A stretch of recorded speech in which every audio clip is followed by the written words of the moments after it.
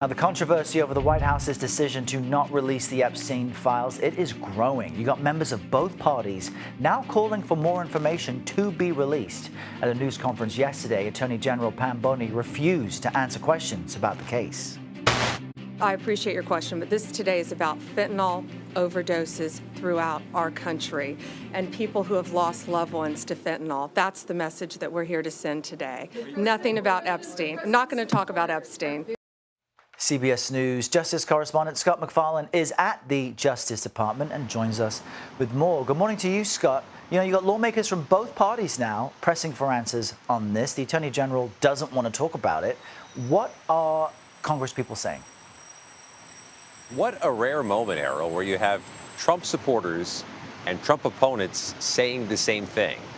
Both calling for more information to be released, both calling for more transparency on this Epstein matter.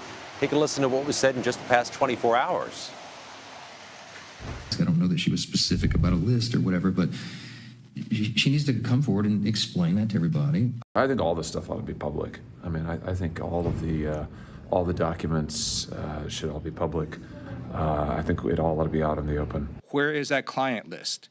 What is Attorney General Pam Bondi hiding? She needs to release the Epstein files as soon as possible. We need to have those files released. And we had a chance to speak to Pam Bondi here yesterday to ask about what's going to happen next with this Epstein matter, and she begged off the question, saying that she wanted to focus on other issues.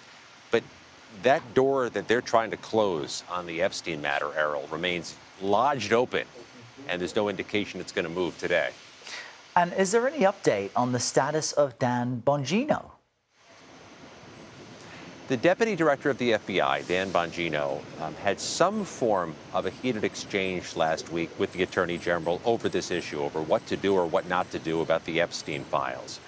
Bongino did not show up to work on Friday, did return to work this week, but he has been uncharacteristically silent ever since last week. It's a man with millions of social media followers, a legend of talk radio and podcasts, so for him being silent is noticeable. But he is back on the job, and the Attorney General, when we asked about Dan Bongino yesterday, also declined to talk about him. Yeah, and he's getting a lot of heat from his own listeners and followers who have listened to him for so long. Scott, outside the DOJ, thank you.